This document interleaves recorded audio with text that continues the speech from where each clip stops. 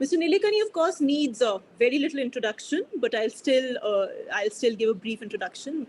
He, of course, is the co-founder of Infosys Technologies, has been the founding chairman of the Unique Identification Authority of India, which means he is the brain behind this revolutionary concept called Aadhaar. And of course, Mr. Nilekani is a prolific author. He has books like Imagining India, Rebooting India, and now The Art of Bitfulness under his belt. So thank you so much for joining us today in Zetwerk Dialogues. Also on the panel with me, I have the co-founder and CEO of Zetwerk Manufacturing, Amrita Acharya, the co-founder and COO, Srinath, as well as our co-founder, Rahul Sharma. So thank you everybody for being on the panel. The conversation today essentially will be about enabling technology in infrastructure, in manufacturing, and who better than Mr. Nilekani to talk to us about it. I'm not going to waste any more time. I'm not going to hog any more time. Over to you, Amrit. I'd like our founders to take the conversation forward, please. So thanks a lot for spending time with us. From your vantage point, having seen digital transformation in so many companies, what do you think is the opportunity in traditional sectors like manufacturing? I think you are at the right place at the right time. I think global manufacturing is going through a number of very profound changes, and the ability to create a much more resilient and software-driven manufacturing end-to-end infrastructure is very important, and that's what I think you guys are doing. I really see three things which are causing that. One is, of course, geopolitics and the realization with a lot of global companies that they had a disproportionate dependence of their manufacturing in China, and in China on large monolithic organizations that had massive factories with dormitories and so on. Now with the whole geopolitical tension between the US and China and others, I think there's an increasing desire to go into multiple locations and to be able to put together a supply chain which can get it manufactured at different points in time in different places and being able to switch it around very easily. So, just in time has become just in case because of the global geopolitics. The second thing which has compounded that has been the COVID disruptions. We are seeing today, for example, in China now, the whole city of Shanghai is shut down. We have a presence at Infosys. We are seeing it firsthand, what is happening there. Production was getting affected. And we have seen the same thing with chips and all that. So I think we are seeing this dislocation of multiple types.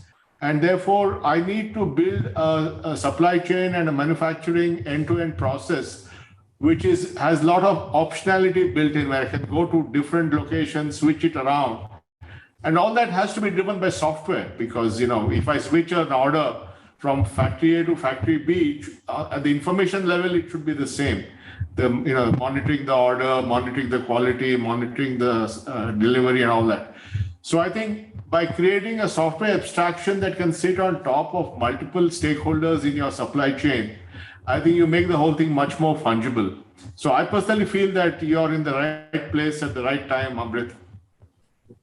Just to update you on that, sir, as I think we mentioned, over the last 1 year, we have helped move the supply chains of almost 200 companies who were predominantly buying from China and other countries to countries like India.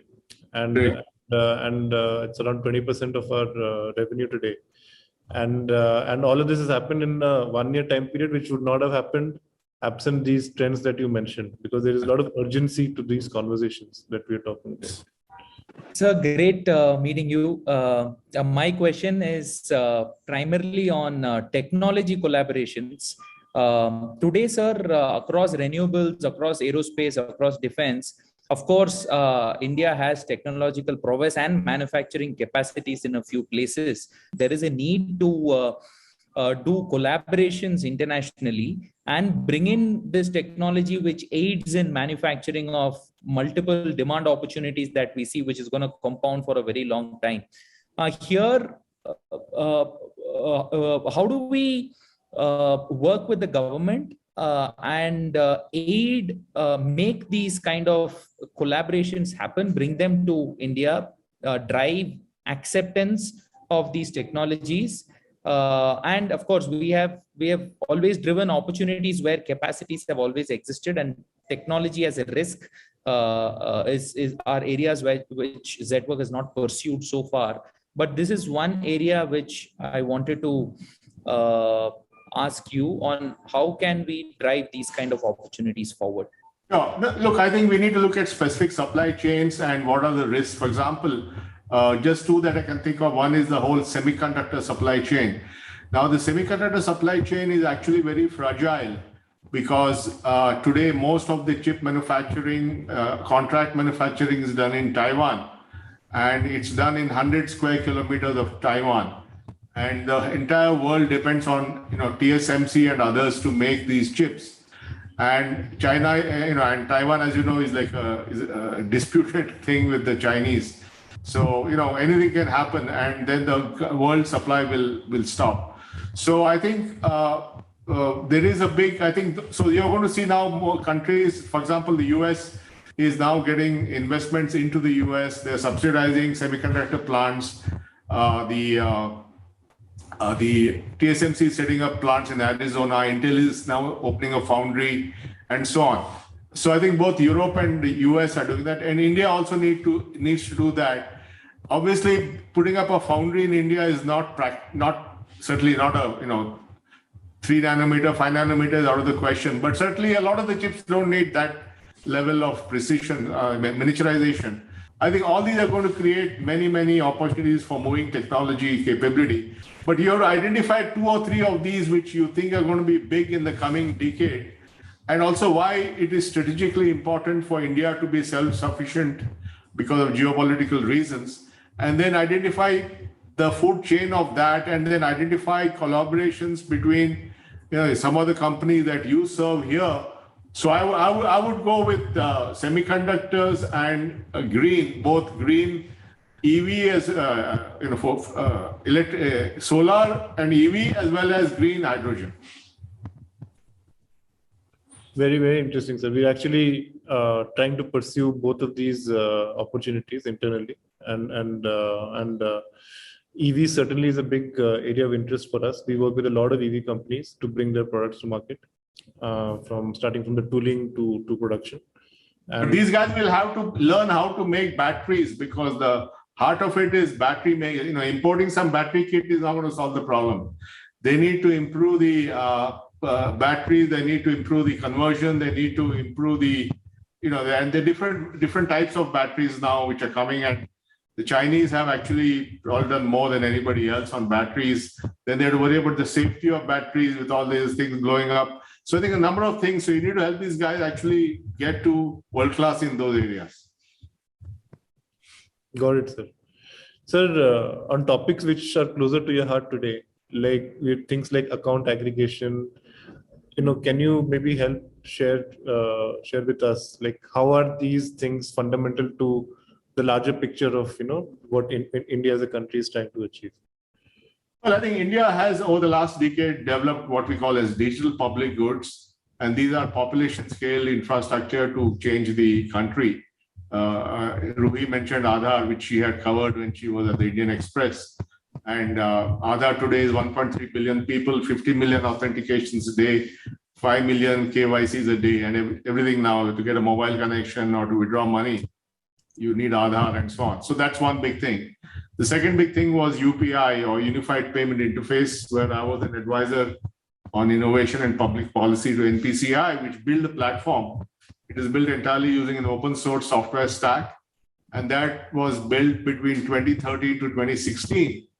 And then it was launched in May of 2016. It reached about 100,000 transactions in October of 2016. And then demonetization came and it took off. And today, last month, it did 5 billion transactions.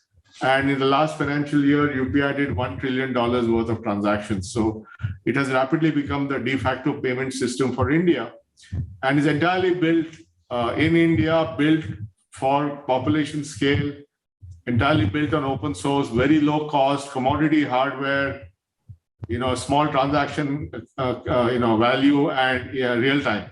So all that is built, and plus the open architecture. So I can have a bank account in Bank A, use an app from Consumer Tech B, you can have a bank account in bank B and you can use a consumer app from somebody else. So all that was inherently in the design of this infrastructure. And that is something which, and now the latest thing in this is the account aggregator, which is basically saying, which is very useful for your clients because it allows companies to use their data, for example, to get access to credit. For example, you have a supplier on your platform and the supplier wants to get credit. It's very difficult because small banks don't have the systems to assess the credit worthiness of small companies. But the digital footprint of the orders that they process through your platform can then be shared using the account aggregator framework with a bank or an NBFC, and they can get access to working capital loans. So I do believe the account aggregator will be a very important way to democratize credit to the millions of small companies and suppliers that you will have on the platform. The GST system will also provide data, so you can combine the data that you have on orders with the tax payments they make to give a credit worthiness picture to a lender. And similarly, another thing which is happening that is relevant to you is the ONDC, the Open Network for Digital Commerce, which is like UPI for commerce. And the goal of ONDC is to unbundle and remove the monolithic approach to e-commerce so that a consumer app can discover a product on this network and get it from any supplier or retailer and get it delivered by somebody else. So I could be, browsing for a mobile phone on my PhonePe app and different people could offer it. It could even be my retailer next to my house. I place the order and then he delivers it to your house. And so the unbundling of e-commerce is happening. But so for many of the companies who are on your platform, they can now go beyond just offering it to their existing suppliers, customers. They can also provide it to anybody on the platform. So I think many of the things that is happening is really unbundling of things. We unbundle payments, we unbundle data, now we're unbundling e-commerce. And in some sense, what you're doing is unbundling manufacturing. And therefore, you can plug into this infrastructure which is coming across. Fantastic, sir. I completely agree. And that's a nice segue into my next question as well. So UPI, account aggregator framework, all of this is basically unbundling newer forms of credit underwriting. And it's going to play a very important role in plugging in the massive credit gap that exists, primarily for the B2C merchants across the country. There are lots of MSMEs that are there. But sir, in our sector, MSMEs in the B2B environment, in the manufacturing environment, of course, UPI as a mechanism for payments is not possible because of the large volumes of, we are still relying on traditional, letter of credits and bank guarantees and RTGS and NEFTs. And hence what is happening is the banking infrastructure of the country, the financial infrastructure of the country is still relying on very traditional underwriting mechanisms, because of which the lending gap, the credit gap continues to be high. Of course, there is revenue-based financing. There are a lot of fintechs which are coming and solving this credit gaps that exist. What else can platforms like us contribute to the ecosystem to help plug in the massive credit gap for this part of, for the B2B MSME manufacturer, small manufacturer population? No, I think you can do a lot. I agree with you. UPI, because it has a 2 lakh limit per transaction, cannot be used for me. But the fact is the RBI has recognized that all payment systems should operate real-time 24/7. So increasingly, if you notice that RTGS and NEFT is also going towards that, and therefore you will get real-timeness 24/7 even in those platforms. You have to plug into the account aggregator system, which is already rolled out. There's a lot of push both by the finance ministry as well as RBI to get it out. Many banks are now live on account aggregator. And the way it works is, if you want to be a bank that is going to use information, you also have to be a bank which is a provider of information. So, it's called reciprocity. So to join the platform, you have to do both. And SBI will be coming soon. That's a very big bank which will come onto account aggregator. And the GST system will come onto it also very soon. Now, what you can do, therefore, is, you have a very visible data of the business that your guys are doing. You have orders coming in. The fact that payments are happening regularly. The quality of products these companies are doing, good or bad, and you can get a sense of that. And then you have, most of them are in the GST system, I assume, because B2B means GST will be there. And then the GST system, you can get your tax details and your invoice details certified by the government. And then you can get the bank statement certified by the bank. And then you can, through an existing account aggregator, orchestrate the data and get your suppliers to get more credit, in which case they can grow bigger. So you're actually in the heart of the ecosystem. There's a category of things called loan service provider that are platforms like yours that can bring credit to a class of companies. So in your case, you can bring credit to a class of businesses that are in the B2B value chain. So you just have to figure out how to play that game and figure out how you fit into it. Zooming out a little bit, you spoke about account aggregator, of course, you spoke about UPI, I think we spoke about Aadhaar also. What's next, sir? In terms of digital India overall, as the vision there is, are there things that are in the early stage today, but Yeah. There are lots of things happening. I mean, you have the account aggregator, you have ONDC, I talked about it. ONDC will essentially deconstruct e-commerce. You have the National Language Translation Mission, which will create a complete set of open source AI models and data for all Indian languages, speech to speech, speech to text, text to speech, text to text, what are all the combinations. So therefore, if, for example, you want to offer your products in multiple Indian languages so that more inclusive in the usage, all this will be open tech that's going to be made available. You have the whole health stack, which is getting developed now, which will create interoperable electronic health records. We already saw with the CoWIN platform and the vaccination certificate, how we leapfrogged and created the world's best vaccination credentialing system. Then we have FASTag, which is being used for payment of tolls. Now, I had designed that about 13 years back. That platform is now being opened up for use case beyond toll. It's being used for parking. There's one startup using it for parking, another startup using it for paying fuel. So any payment that a vehicle has to make can be done using FASTag. So that's another platform. And there's a whole skills infrastructure coming up so that people can get a skill certificate and showcase it anywhere they go. Education is a big area which is getting changed. So I would say that across the board, last 10 years was digitization of financial kind of stuff. Next 10 years is going to be social stuff, education, health, skills, languages. Yes, there has been an impact on Indian companies also, but by and large, India has somewhat bucked the trend in terms of global sell-offs that are happening in a lot of these companies in US. And similar on the economy also, like there's inflationary pressures across the world. We are seeing that in commodity prices in India also, but still by and large, you don't feel it as much as, the Americans feel it. What has India done well, sir, in these regards on inflation, or is inflation something we should worry about over the next 1 year, 2 years?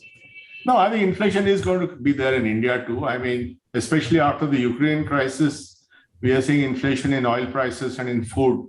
So definitely India, it's already creeping up. So I think India is not going to be exempt from the inflation risk. But India is in a much better place, mainly because of its very strong reserves and all that. And that's thanks to our industries, because today, the IT industry does $200 billion a year of exports. And Indians who work abroad and send money back are sending back $80 billion. And that is the reason why India has a strong balance sheet on the foreign exchange front. So I think India has a good future, but we still have to take the growth beyond a small set of people to a billion people. And that's really the challenge. Right. Mr. Nilekani, I know you have a packed schedule, but before we close, the title of your new book is very intriguing. The Art of Bitfulness, Keeping Calm in the Digital World. I think calm is the operative word here. If you can just talk a little bit about your book, tell us something about it.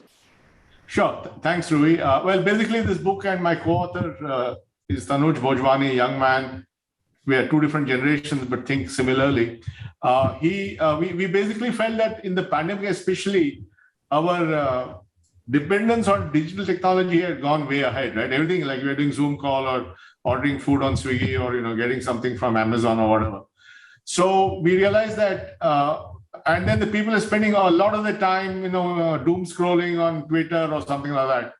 And then, we become consumed by this. And we realize that while technology, I'm a big believer, like all of us on this call, on the role of technology, it should not be that we become addicted to technology in a bad way and then,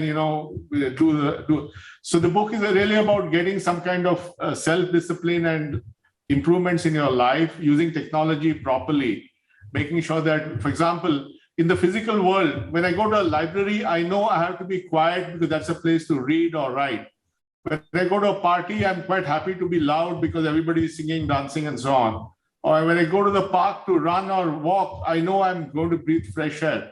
So in the physical world, we know based on where we are, what we do. But in the digital world, the same app has 50 apps open on your device. Some Slack message is coming, something is happening. I mean, it's chaotic. So how do you bring order in that? And we talk about 3 modes. Create mode when you work, where you have to do thinking work. Curate mode where you browse or read stuff.